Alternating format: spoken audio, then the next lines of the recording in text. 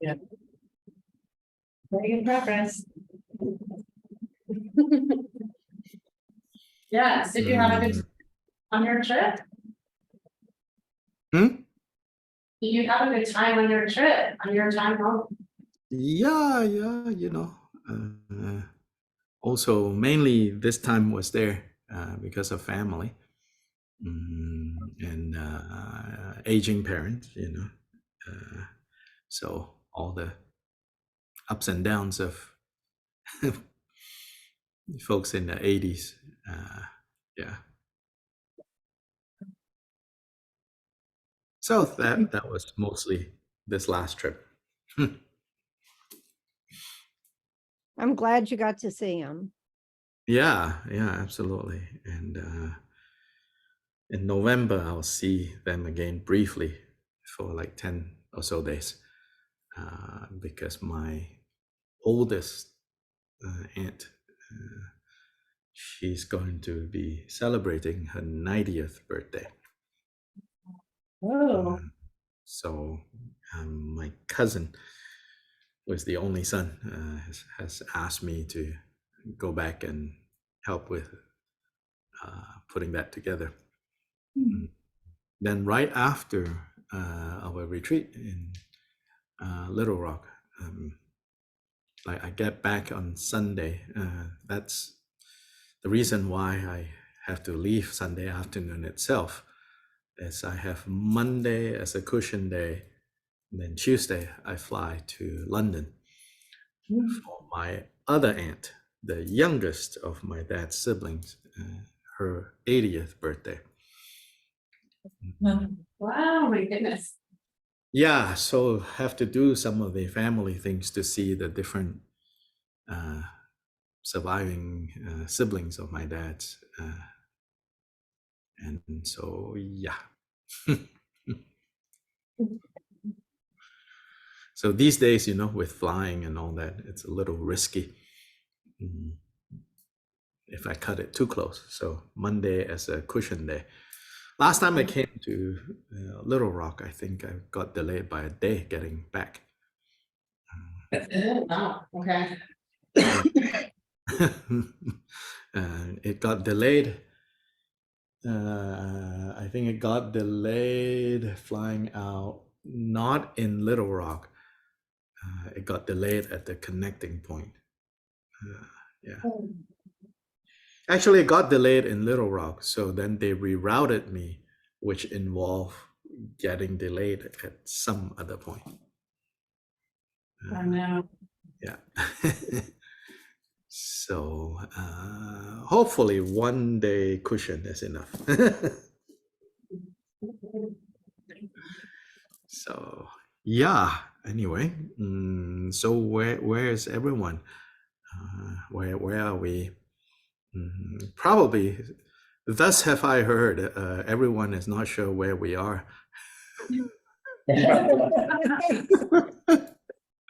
85% sure. So my suggestion for moving forward from this point on is everybody to anchor it on, narcissistically, to anchor it on my recordings. Let that be the main point. So whether you have read or not the particular book that you have on Lojong, important to listen to the corresponding section that is going to be the topic for the day. Or I don't know how sometimes I think you all actually listen together and then pause. So if you listen together and pause, then whoever have been able to figure out this corresponds to which point in the book that you are anchoring on, then please contribute if you see something that you can contribute from your reading of your book related to that point that is occurring in the room during the meeting. So then that way, there is a stronger common reference point. So, do that and see. Then the other readings that individuals are doing on their own is more supplementary to the main discussion that will unfold based on what you hear.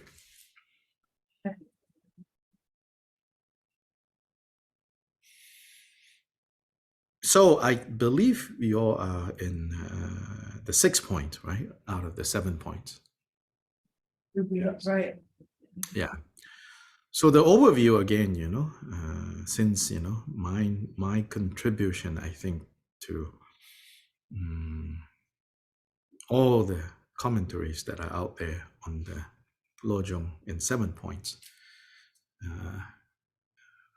If I have something to contribute to that, I feel that it is in again and again reminding everyone that it's Lojong in 7 points, and there's a logic to how these slogans are organized into the 7 points. And understanding the architecture of the 7 points help us kind of extract the meaning of these slogans as they are placed in different places on the 7 points. So don't flatten, these into 59 slogans and do it like fortune cookie. One out and see today, what does the universe have to tell me? You could still do that, but then if you do that, then place it back in its context and say, this one comes up on point 5. And then remembering, right? Point 5 is how to measure my progress in cultivating Lojong. All right, so if you pull out a slogan for today and you say, the universe or the Buddhas, reminding me this line that says, all dharmas converge on a single point. Then, from there, it's good if you can remember.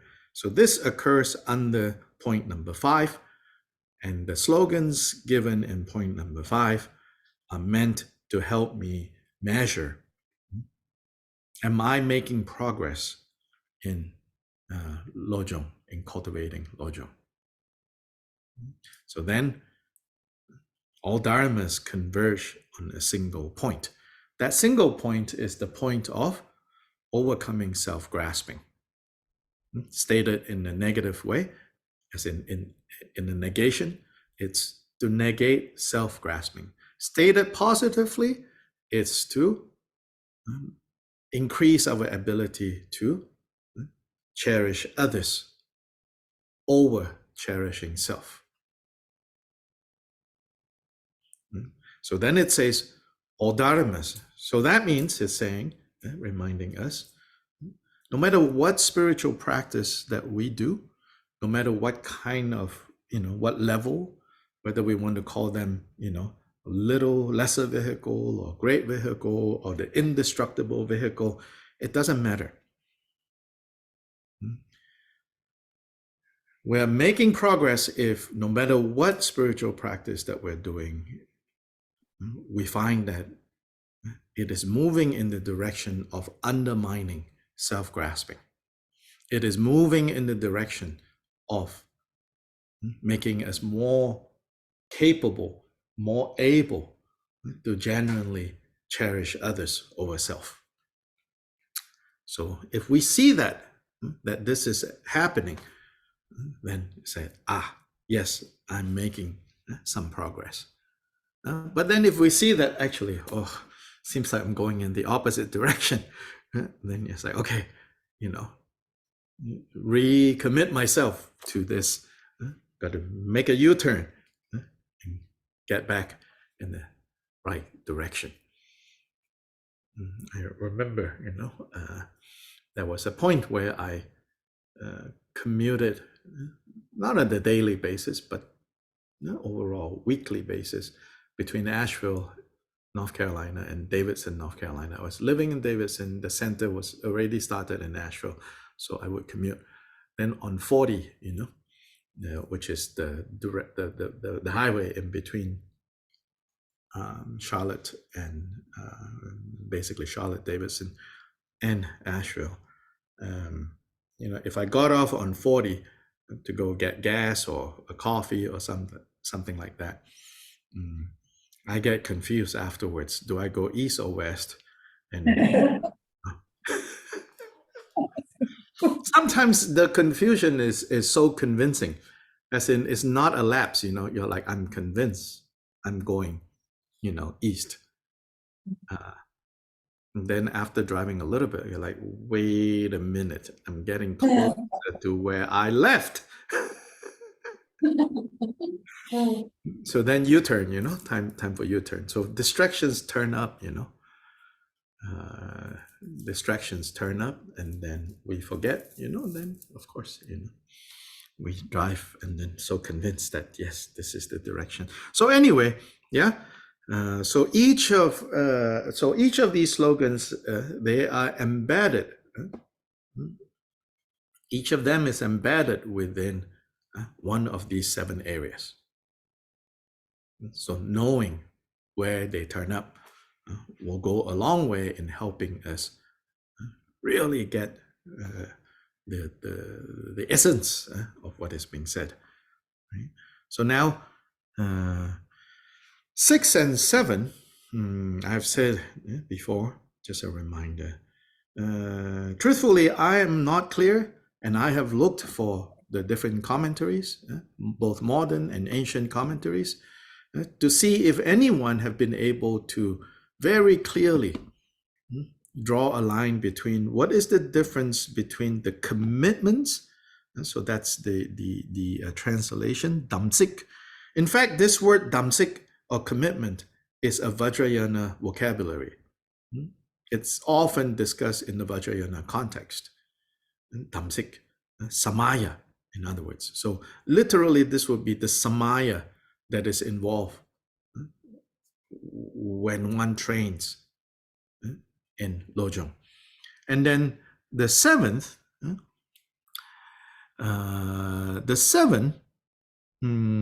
is the guidelines. So the Tibetan is labja. And it's unclear, the difference between damsik and labja. The closest, my guess, looking at this is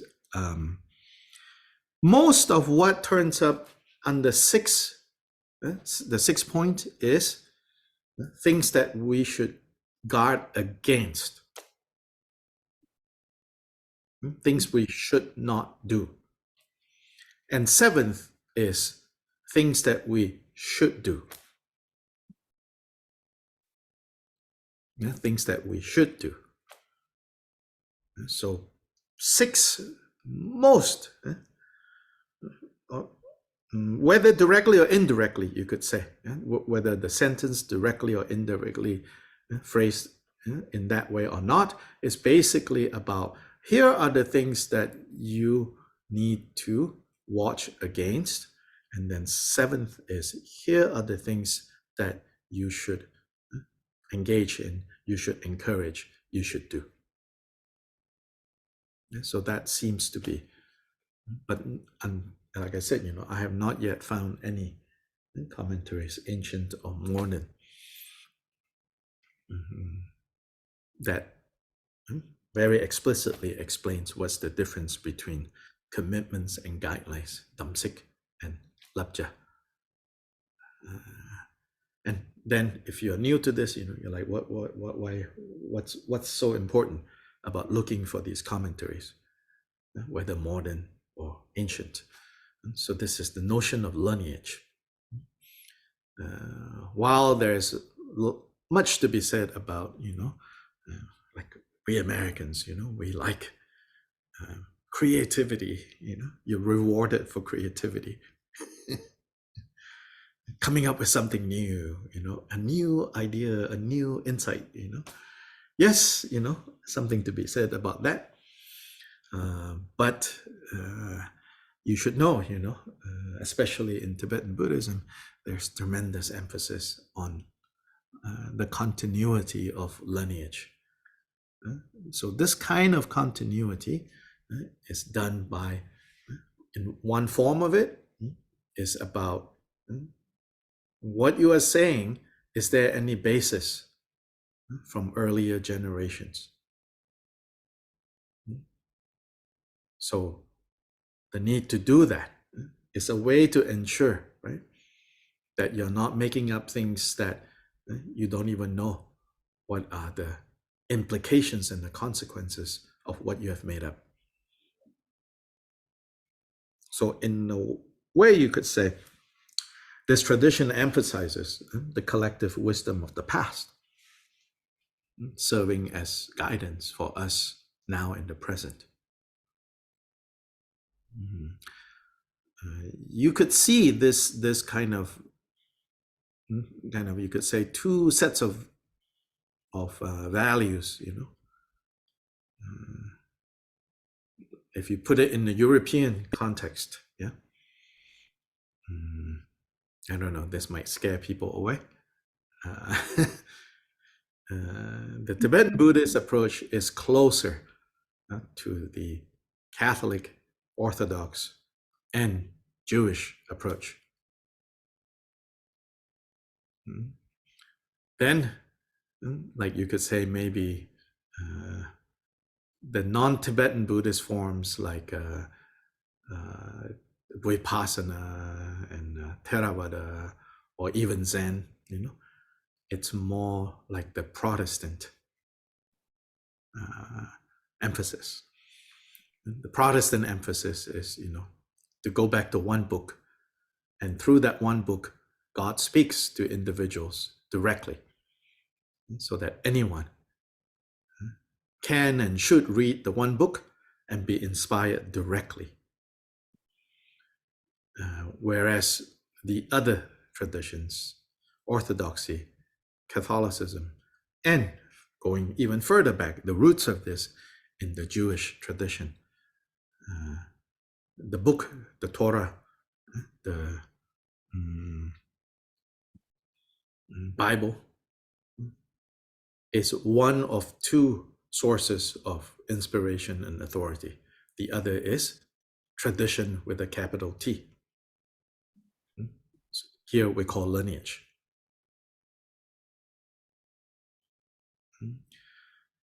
And to make a case for this, right? Why this approach I'm comfortable with, I like. In the end, right? We make choices based on that, right? I'm comfortable with, I like, is basically to say, even scripture, scripture didn't fall from the sky. Scripture came from a community. So therein you already have a tradition. Therein you already have tradition. So in a way you could say, if you think of scripture, that one book or many books, as scripture as universal, right? Timeless, but that timelessness came to us at a specific time. And the specific time are the specific people. And the specific people are the specific people responding to the timeless truths, right?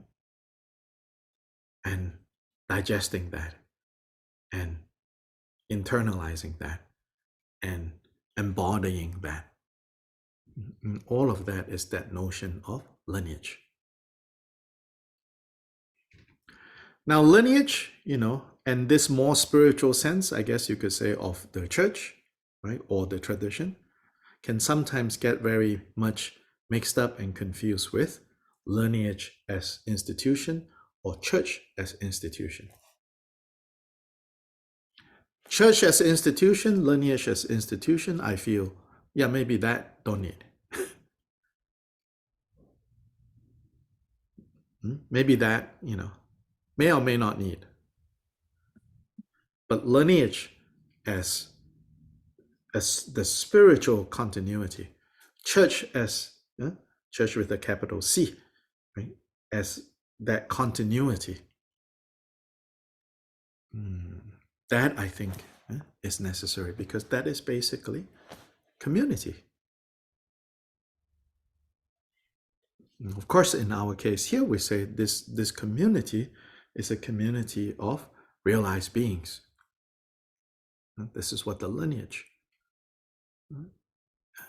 represents and comes to us as a continuity of realized beings. And so the need to look back and say, this interpretation or that interpretation, can it be verified in the words and the teachings that have come down to us from the past or not? If it cannot be verified and it doesn't directly contradict, then not yet a problem. Simply because it cannot be verified and it doesn't directly contradict, in my mind, not yet a problem. But if it directly contradicts, then we have a reference point and say, this new idea, as much as you like it, as much as it sounds so inspiring and so refreshing, right? But it directly contradicts what is said and how it is experienced, and in fact warned against, right, by previous generations. Then we should be cautious. We should say, now I'm walking into kind of dangerous territory. And so if someone offers, Lojong, Lojong for the executive, then you're like, I don't know.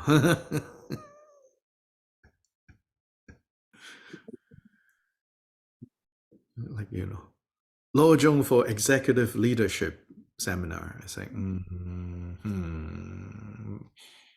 possible, but not so probable.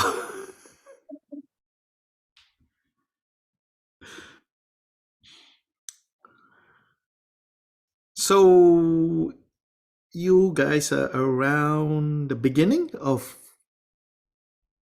point 6, is it? Somewhere thereabouts?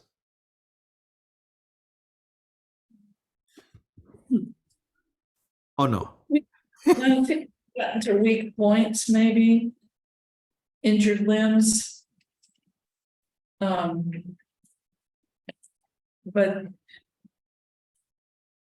Number 3, you mean? Don't Yeah. talk about others. don't talk about weak points or whatever.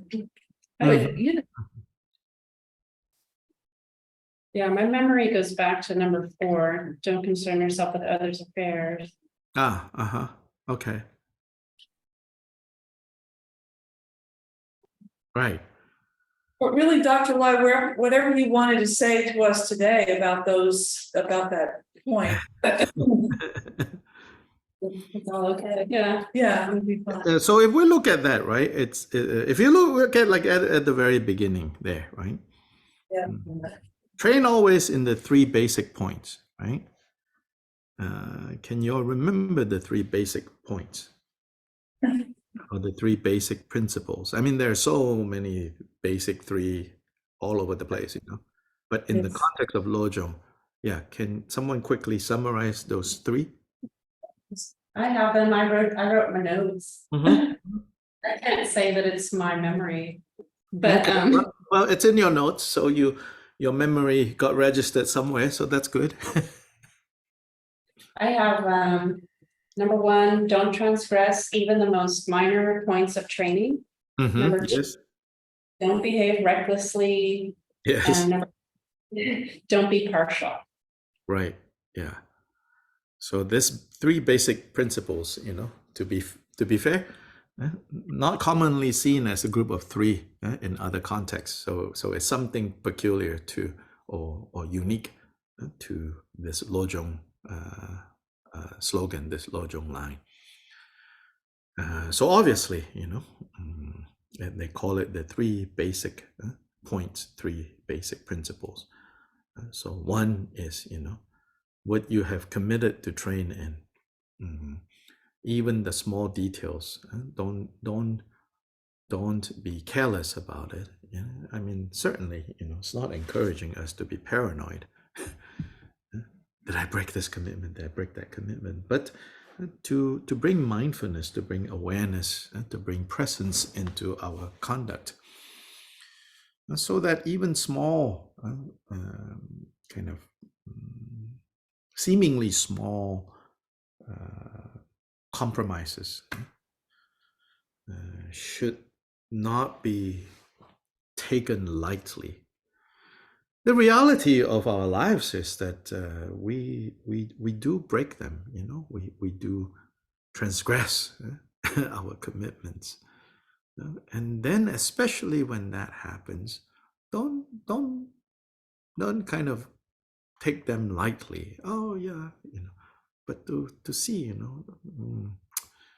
these subtle points of I should not, think that it's okay or it's inconsequential. So this speaks to, I think, also having a different attitude towards the precepts, the vows of training. Don't see the vows of training as encumbrances that the Buddha or some random persons kind of put it in there, to make us more holy, more disciplined. But rather, they are really, can we see that they were given in order to protect us from creating suffering?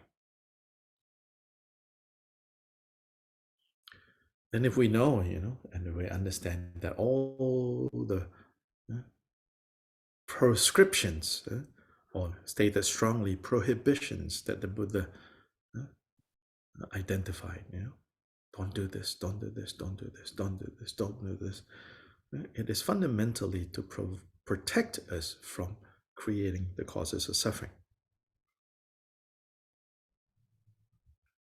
And so this first point concerns like one aspect of disciplined conduct, and the more explicit aspect of don't create the causes of suffering, even the minor ones.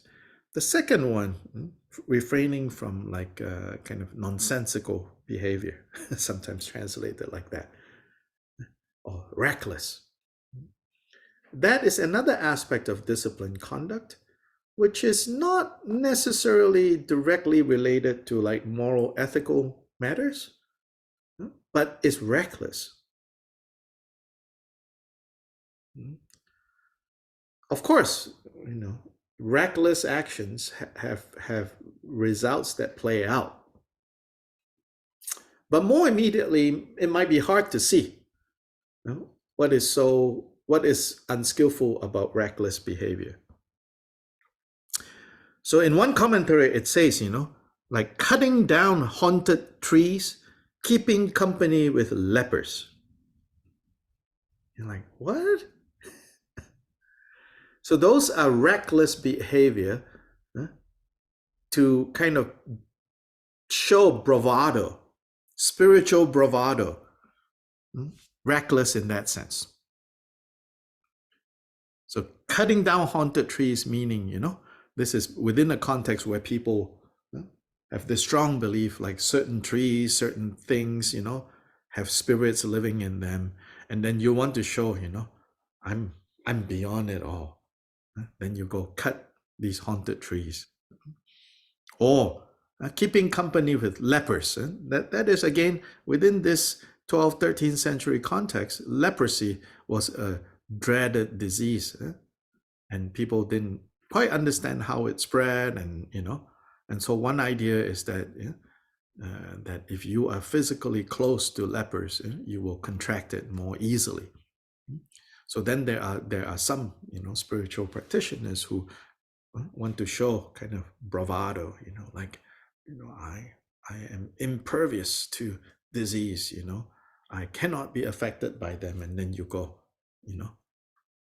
do reckless things of that sort. So it's all based on this spiritual showmanship. It says, don't do that.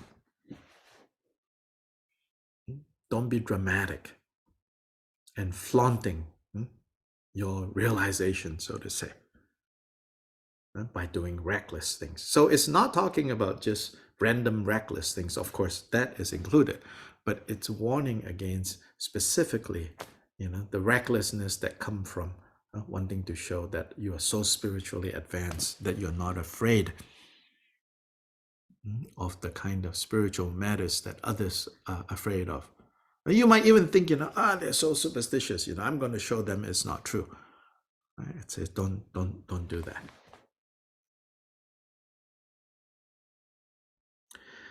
Partial behavior would be like, partiality. Like, so then specifically in this context is, I will be good and nice and harmonious with benevolent forces, whether you call them, think of them as humans or non-humans, benevolent forces. But as for what I perceive as malevolent forces, then, I will oppose. But here it says, no, we have to keep training in impartiality. This is not the impartiality that arises from like not caring. Impartially, I don't give a hoot. Not impartiality that arises from that, like I have no interest in you. You could flourish, you could rot, not my problem, not my business, not impartial in that way. But rather the impartiality that arises from knowing that these labels of friends and enemies are temporary labels, and that fundamentally they are all to be treated like we treat, to be treated with warmth and fondness, and recognizing them as the proverbial mother sentient beings.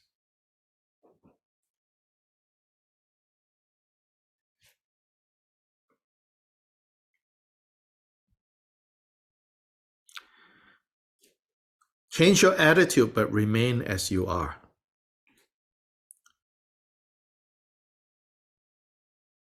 So this one is it's a good advice, like don't. In other words, here is don't don't like in the context of your spiritual practice. It's the attitude fundamentally, that you need to change.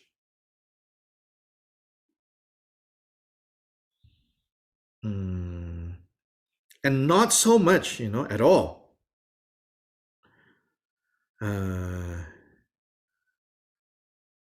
To change, like to make a fuss on the outside.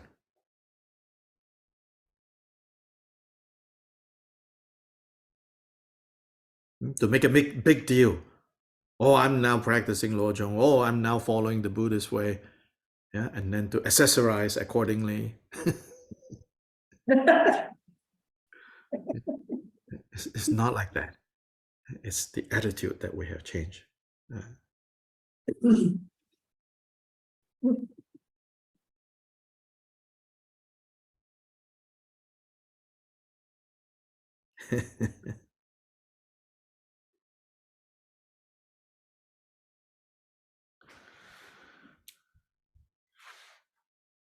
Change your attitude, but remain as you are.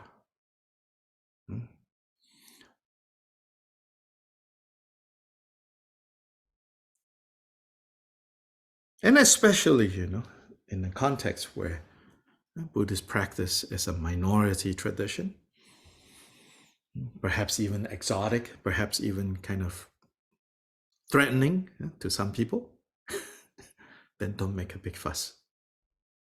Don't make a big show of, I'm Buddhist. And you have to respect my Buddhist beliefs. can be so painful, if you keep exposing yourself to people whom you know are not going to, accept your difference, then don't keep highlighting your difference,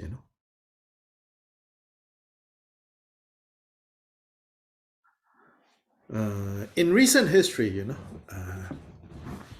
a number of during the Chinese communist takeover of Tibet, many of the early generations of Tibetan lamas that came out, there were quite a few cases of, we don't know all the cases that are not famous.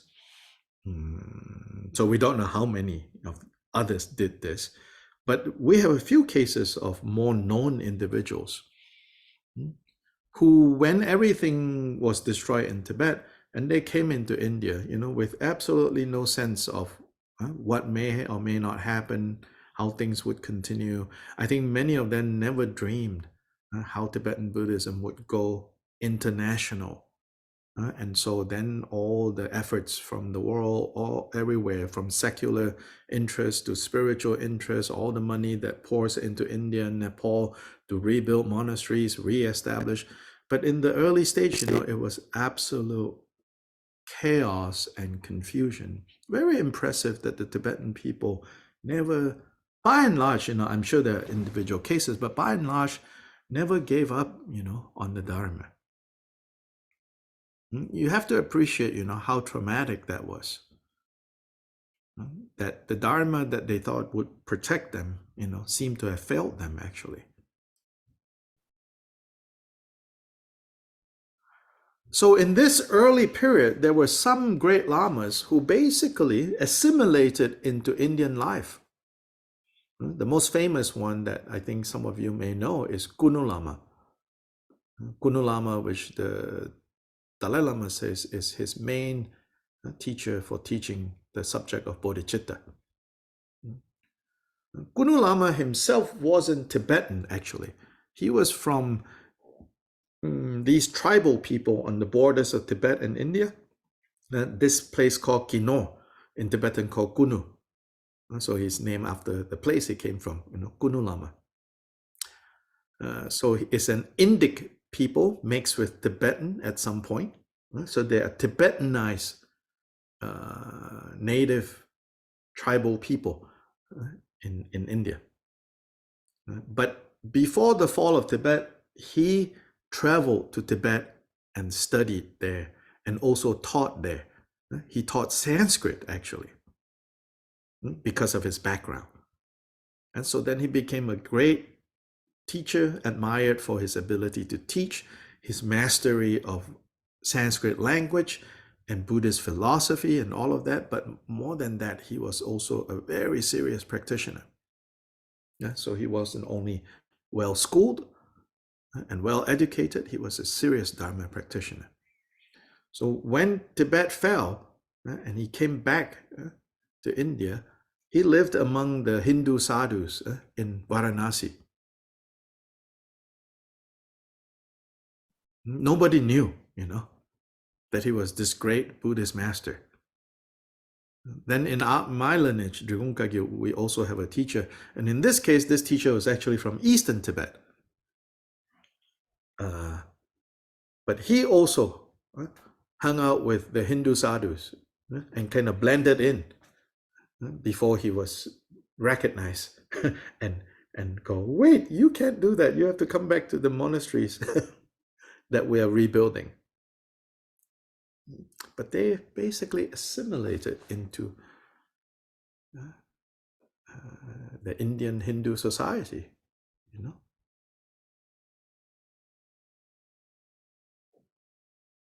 So this Lojong point emphasizes, what is more important that we have to change is our inner attitude.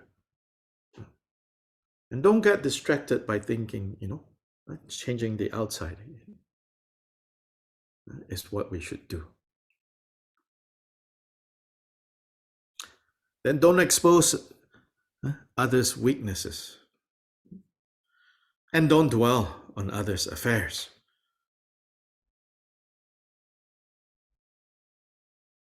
So they are basically don't expose others' weak limbs, meaning their weak points, and don't take advantage of their weakness. Striking them at where it will hurt the most. don't take that attitude. Don't have that attitude. And dwelling on others' affairs, Oh my gosh, right? Even seemingly, out of a good place, we are so occupied with others' affairs right now because of the power of technology. This morning I met with some of the people at the center for some coffee and baked goods just around the corner. I just said, I said, these days, whatever news, I don't go seeking them, but whatever news that come, whether it's because, I'm going to read a newspaper or just being on Facebook or whatever news that come, I said, mainly I would ask myself, does this piece of information, whether it's good or bad information, can it result in some action that I can take within a 50-mile radius? That's random, I don't walk around thinking 50 miles, but you get the idea, exaggerating of, and if it is not, something actionable, right, within a 50-mile radius, no matter how good, no matter how bad, there's nothing I can do, don't dwell on it. You may or may not agree with this. Maybe you'll say it needs to be 500 mile radius. Okay, fine. But do understand, no matter how good or how bad something is it actionable? If it is not actionable, don't dwell on it. Yes. I mean, in the moment, what I ask myself is, what can I do about it right now? Mm-hmm. I mean, because usually there's nothing that I can do about it, right that minute. But I mean, I've got that. It's a good little mantra in my head. What can I do about it right now? Mm-hmm. Yeah. And, it might be humbling, Yes. but at the same time, Right. it's reality. It's real. Mm-hmm. Oh, yes. Yes. Yeah. So there's a lot of clickbait, right, as they call it, right, to bait you, to get you angry, to get you worked up. But is it the getting angry and worked up that will literally get you to go organize your neighbors now to do something good? No, it just gets you worked up, Then you're like, I will do something. What is that? Post on social media that I am outraged. Then other people feed it. Oh, good for you for being outraged. You are such a good person that you're outraged by this injustice, right? So that's all that it ever does, getting praise or blame. And then someone else will come out and point out, you are wrong. And then, wah, wah, wah, wah, wah. Mm-hmm. So more than ever, don't expose others' weak limbs. Don't dwell on others' affairs. This is like good mantra for social media, which is of course, if everybody practiced this, is the collapse of social media, because social media has been built on the premise of exposing others' weak limbs and dwelling on other people's affairs.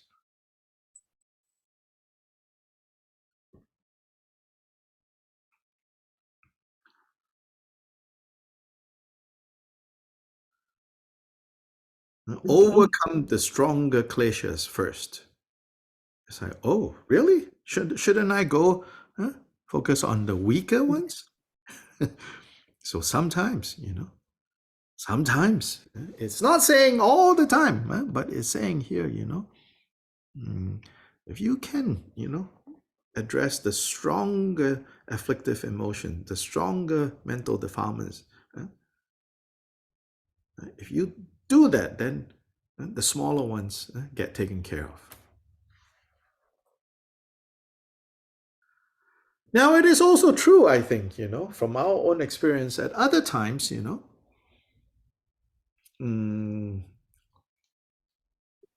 it makes better sense. Yeah? It's more helpful that we fight battles that we can win, right? I mean, that expression. So these are not commandments, This is a good example to show how these are not commandments. These are not like, thou shalt and shalt not. These are prompts. So there's something to be said. There's wisdom. There is wisdom in only fight battles that you can win. But there's also wisdom in saying, but if I can capture the enemy's king's head, if I can cut off, the opposing forces' leader's head, the war is over. Sorry for this violent image, yeah? But you find in a lot of Buddhist texts, this martial image. It speaks to the warrior caste that the Buddha came from. So analogies also, it says, if you can cut off, right? What is this head? This head is self-grasping. So if you can cut it at the root of self-grasping, then all the other faults collapse.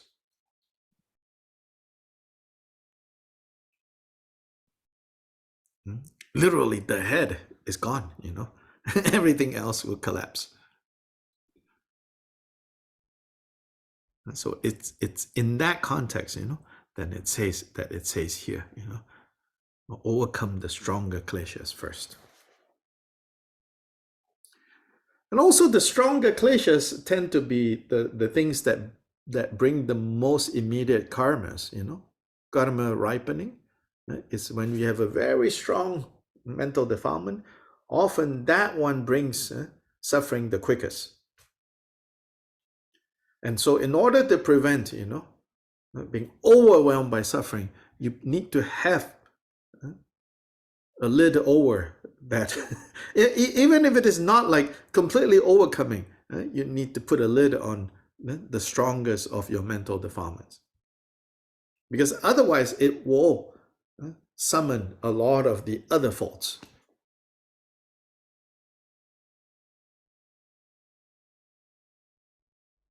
So put a lid on that, even if you cannot completely get rid of it yet. Put a lid on your kind of strongest troublemaker.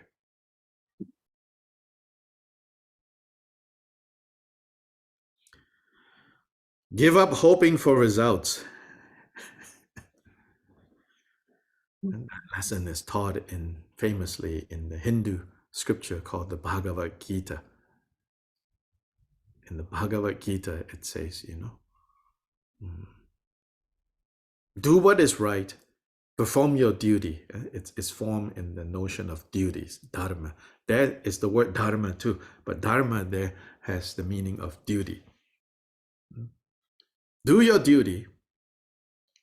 In other words, do what is right. But then don't have expectations.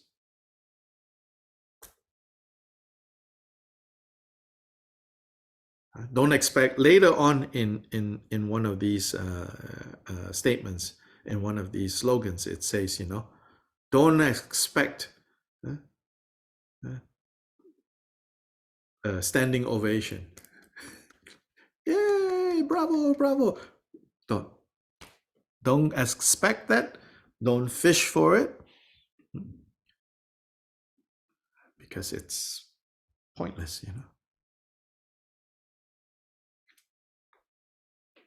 give up hoping for results. Give up hoping for results, in some ways, ironically, you can do that better, more naturally, when you know or have strong conviction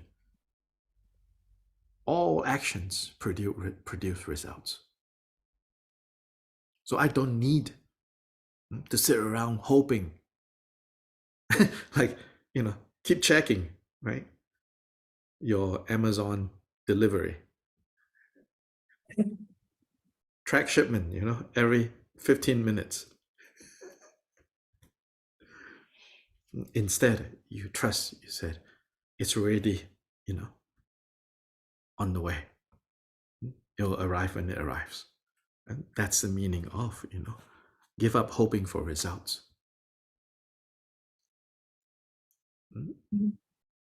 That comes from trusting. Once the cause have been created, the results will come. But the results may not come at the required date of delivery that I want. Yes. Well, I hate to think about it that way. That's kind of like, I know they'll get theirs in the end. But what I was thinking about is when that happens and, we have those expectations, I mean, that's our ego. And then we can turn around and just have a resentment against that person because they didn't act like we wanted them to. Yes, of course. Mm-hmm. Yeah. But the bigger point is trusting. The bigger point is trusting in karmic causality. So you don't need to hope for results. Yeah. Then one instance, as you gave, is you do something and you hope that person would react this way or that way, but no, don't do that. Yeah. And in any case, then then you can go in that direction and say, well, that's not actually doing something for that person's sake. That's just manipulating people. I mean, one thing that I hope is that there's enough for everybody. So it's okay to compliment people.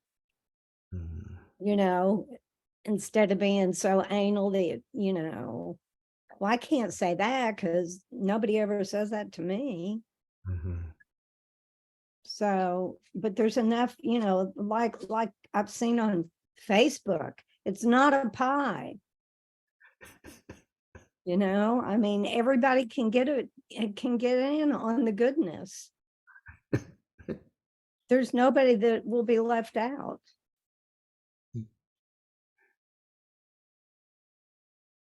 Yes. Give up hoping for results. Mm-hmm.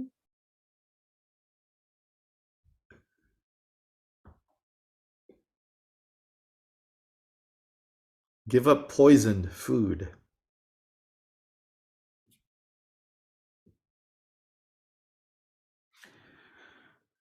Give up poisoned food it's an interesting phrasing there.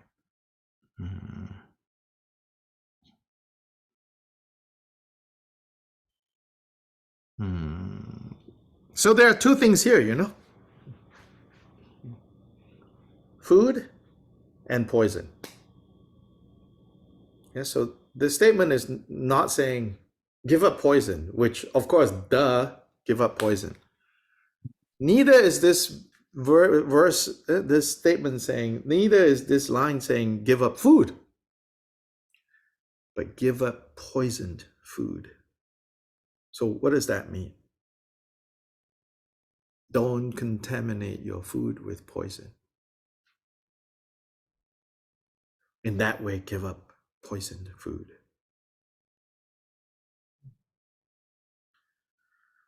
And in this context of Lojong is,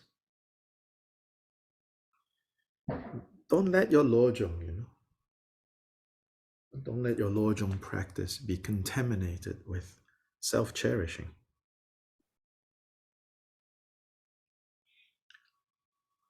Like, I'm the humblest of the humblest. You are humble? Wait till you see me being humble.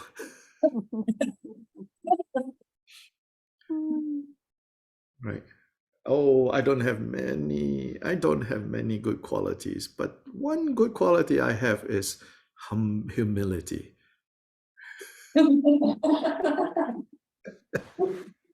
Maybe you know enough not to say that out loud, but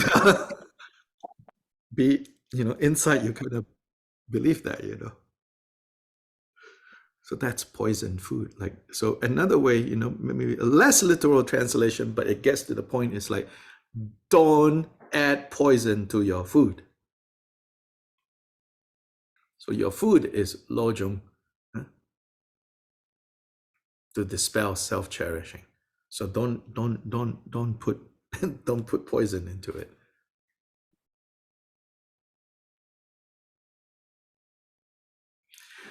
The next one, is interesting. Don't be so predictable.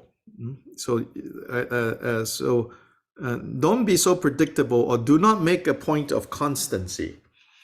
So what predictability is it talking about here? So here is not saying, constancy is not good. Here it has a specific reference, which is like, don't be so predictable in biting back.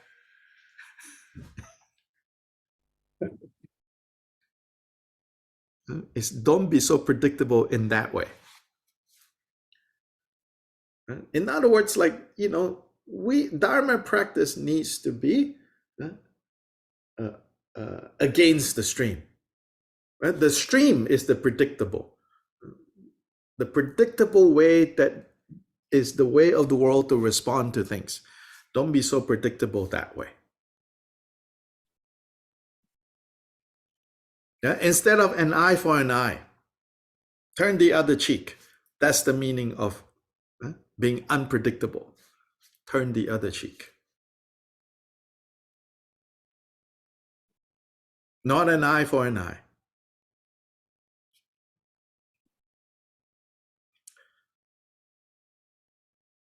Turn the other cheek. So don't be so predictable in that way, So don't be so predictable, right? When something bad comes, and you predictably would respond with sadness, with anger, with resentment. Don't meet that with something that is not expected. Oh. So in that sense, don't be so predictable. Don't follow our ordinary habits.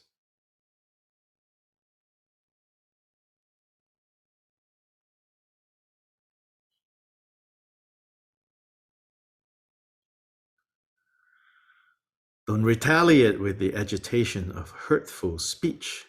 Pretty straightforward there, yeah? A lot of these, many of these lines, it's very, very obvious. The hard thing is doing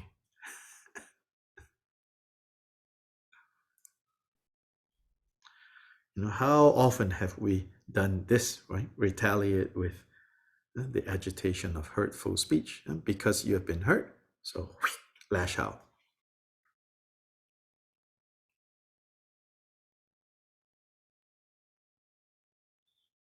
In a way, you could say, evolution has taught us this, right? When we are hurt, we lash out. Nothing as they say, like with dogs, right? A dog that feels cornered is very dangerous. A dog that has been injured, very dangerous. Same, us. So then we retaliate, we snap back, we bite back. So we have to restrain from doing that.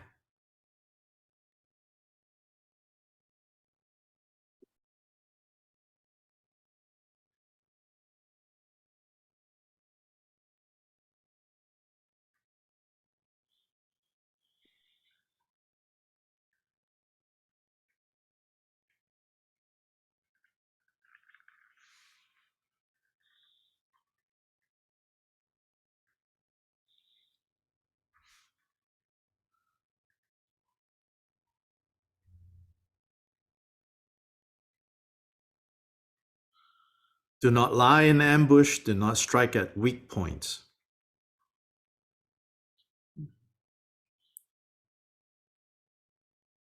So this is, there's almost some repetitiveness to the advice here. Do not lie in ambush. Do not strike at weak points. Very similar to do not expose others' weak limbs. Don't dwell on others' affairs.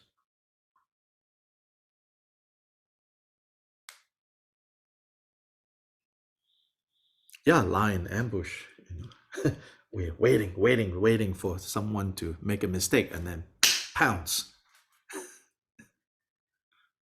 Now, all of this, right?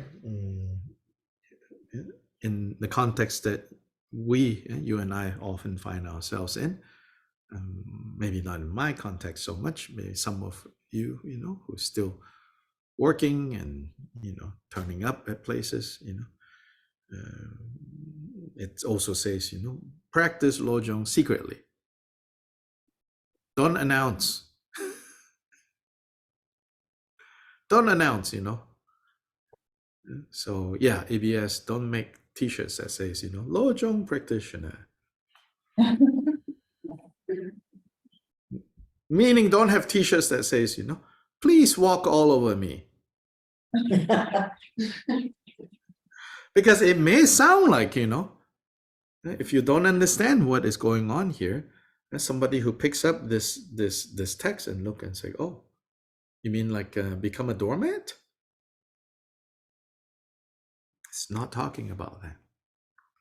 In fact, you can only and should only practice this from a place of confidence and strength. Not easy, but try to remember, and because you may be saying, well, I don't feel like I have that strength. I don't feel like that I have confidence, and I'm trying to build that. Yes, of course, it's not saying that you arrive already confident, already strong, but it is saying that you can do this best. You can actualize these points the best when you actually have built up inner strength. So when you have inner strength, you're not afraid of being the lowest among all. So like Christianity offers, this image of the suffering Christ. And Christ is the Greek translation of Messiah. And in its original context, the Messiah is the ultimate kick-asser. That's the whole point of a Messiah. He's going to be the ultimate kick-asser that will kick all the asses.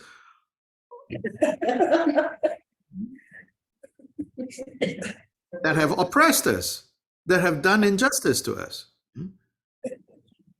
But instead, this Messiah is the suffering Christ. Is taking the role of a servant. And of course, in that theology, why? Because he's God.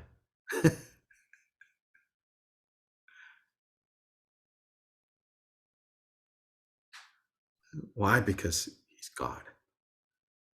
There's something, about that I find that we can mine some guidelines, some wisdom from that, this image of, because he's goddess, therefore. And so we are called to do that in that sense, right? Now, of course, not called to become messiahs and have messiah complex. Let me save the world. Get out of my way. I need to save the world. We're not talking about that, right? We're talking about, we do this, coming from a place of strength. So we need to build up this strength and this resilience. This resilience and strength comes from clear seeing. seeing more clearly. When we see more clearly, that there is a discrepancy between appearances and reality. Now, footnote, this is not to get you into becoming paranoid and signing up for conspiracy theory 101. Appearances are deceptive. It's like, oh, it could get you down a rabbit hole. If you type that, on YouTube, I think before long, you will subscribe to the conspiracy theories that you never thought you would subscribe to. The algorithm will lead you deeper and deeper down that rabbit hole. So I have a question, Dr. Lai. Yes. Well, I'm just concerned that maybe we could talk about the retreat a little bit. Okay, sure. I was actually thinking about that, but hopefully not a concern. Yeah, go ahead. Cut you off, I mean, if you have more to say about 0.6, but we have 15 minutes left. Mhm. Yeah, so what about, yeah. Well, okay, why did you decide to teach a medicine Buddha a retreat? What inspired, and what exactly will we come out of it with a sadhana that we're supposed to practice afterwards? Or, I mean, is it an empowerment? It's not empowerment, but it's grounded in a sadhana, in a medicine Buddha practice. So we will be doing the practice together. So why medicine Buddha? I think many of us, this engine is failing, Oh, okay. left and right, more and more, more and more failures, becoming more and more obvious, So that is a concern, we all have.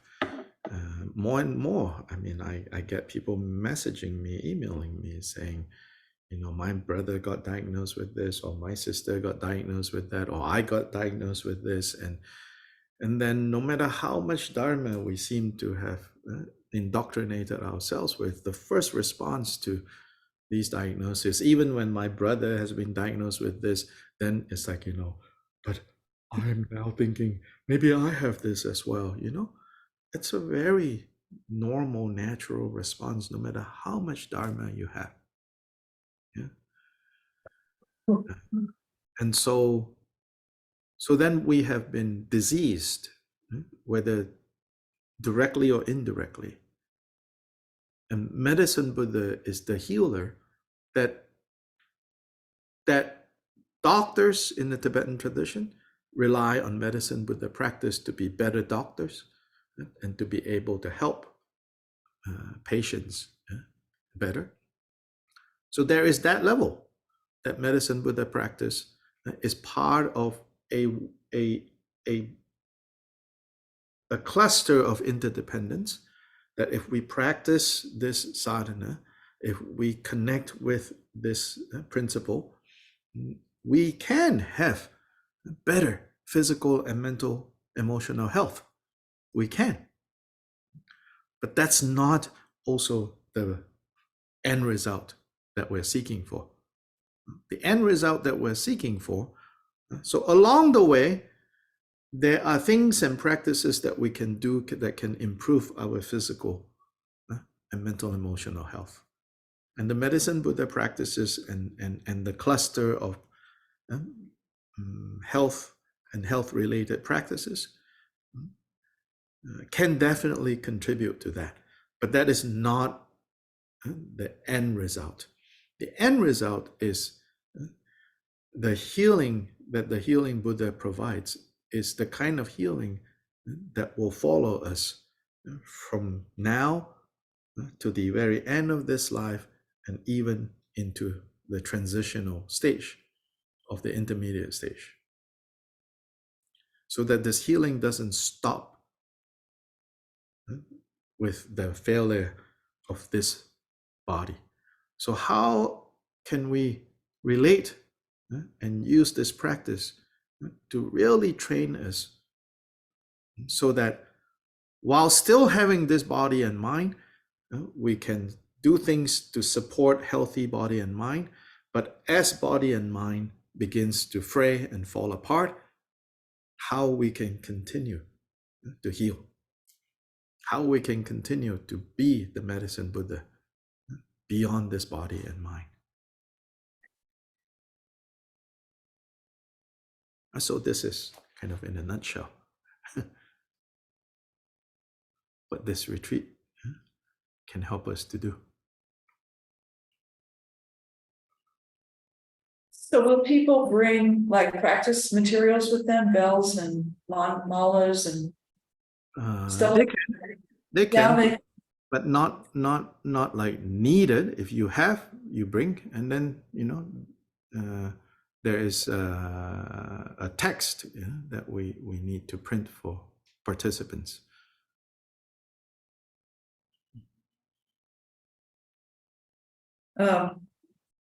Ellis has offered us a couple of tankas of medicine Buddha that we can use if we want to.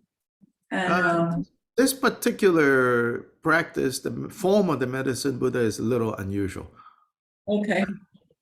So Melissa has like an image that I sent her that I've asked to. Okay.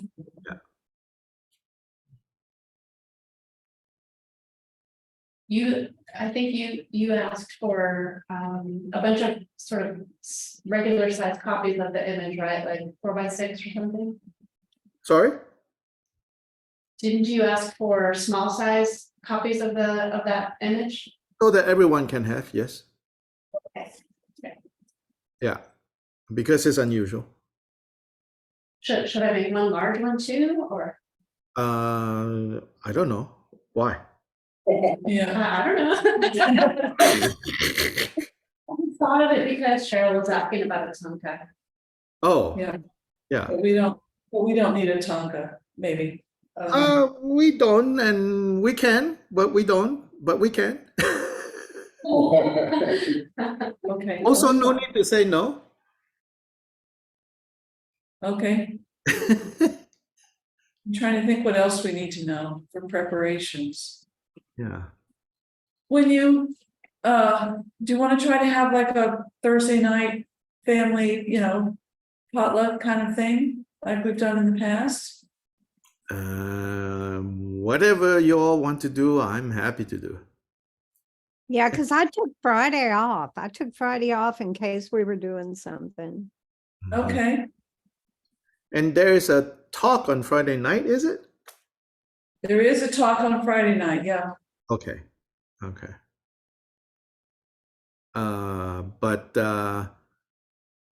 Yeah, so one thing is that if you plan something for Thursday night, we could, or Saturday night would be another one, because we end at a rather humane hour. Yeah. Yeah. Everyone And we brings, can also go out somewhere, we could make a reservation somewhere. yeah, Because we I can know do that. we have some favorite restaurants We here. can do that too, Yeah. Pizza is good. Yeah. It's a social There's- element to pizza that I think, anyway, it's fine. Y'all think about it. Okay. Yeah. I had a question about, and I can also get this information from you through email, but is there anything we should know now about what to gather for the altar? No, no need special altar, anything like that. Yeah. Okay. But again, like those people who have been involved with Vajrayana for a long time, you have your bell and dorje and your mala, then bring that. If you don't, it's fine. Then obviously, if you have your dorje and your bell and mala, then you need a little table for yourself. You can Right. put that on the ground.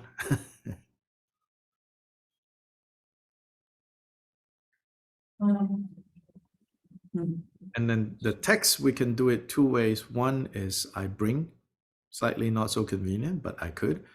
And then I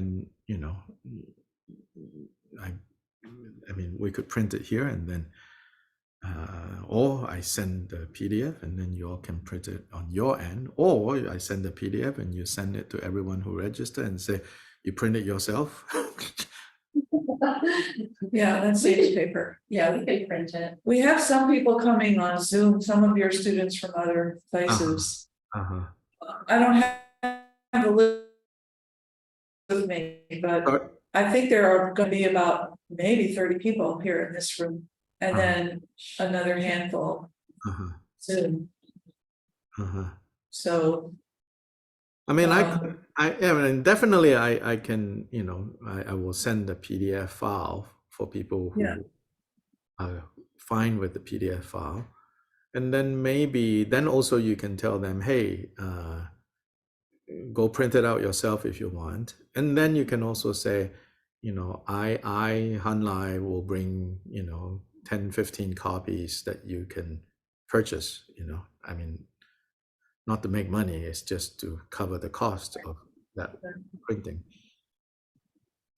I think like the basic cost of the copies that we have at the center is $850. okay. And I know some people like to have a physical copy, nicely done. Yes, I do. Yeah. So then, for people who have the PDF and they want to print it out themselves, they should know that the layout that is prepared is for booklet. Okay. Yeah. So if they print it on their computer, it might come out kind of wonky, like a really big font, or well, it's set for a 8.5 by 11 folded in two booklet form. Okay, that's good to know. Yeah, so it's much better than trying to print out with your printer, which may or may not turn out right, is to take it to a printing place and say, this has been formatted for a booklet size. Can you do a copy for me? That We sounds actually, we actually have an account with a printer on North University Images. Yeah. Yeah, take it to Staples or whatever. They've been printing like our posters and stuff. Okay, Yeah. I can take the file over there. Yeah, yeah. Or email, you can do it online. Okay, Yeah. even better. Yeah. So I'll tell you what, the organizers, I'll send you that PDF, and if you are able to find a local place that can print it out, then I don't need to lug my 10, 15 copies even. You can print 10, 15 copies, and tell people we will have about 10, 15 copies for you to purchase, and then the rest of you, like, I don't know, having on your iPad or Right. I have a question. In past retreats, I remember you would maybe plan something to do with just our group. And I was looking at that Friday and wondering what your thoughts are about that hey, Friday. if you're willing, then I'm willing. So you tell me. Okay.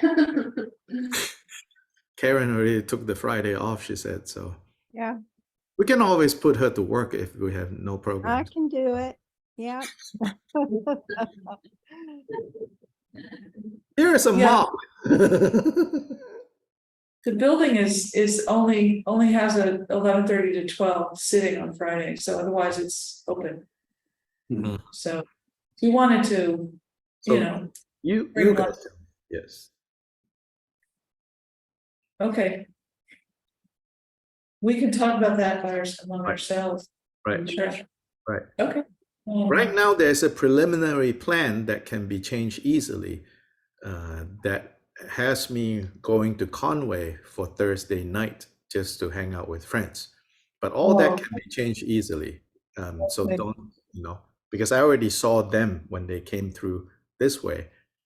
They came to my house. So Bill and Meg. So don't feel like that plan cannot change. So the idea was that they would pick me up, take me back to Conway, spend the night. Next morning or sometime on Friday, they'll deliver me back to Little Rock.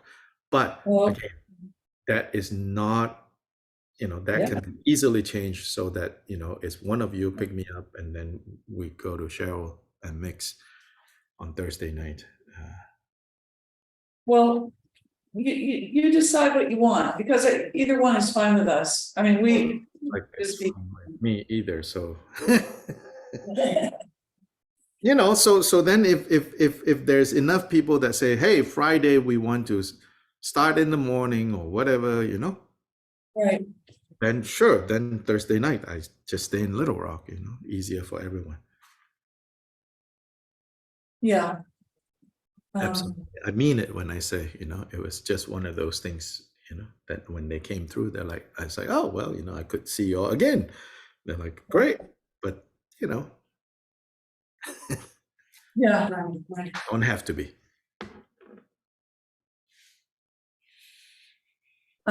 Okay, so then we could also plan on in terms of a group dinner, like a Saturday night after we practice, break up. Yeah, Saturday night would be good. I think some kind of group dinner, whether it's at someone's place or some place outside, Yeah.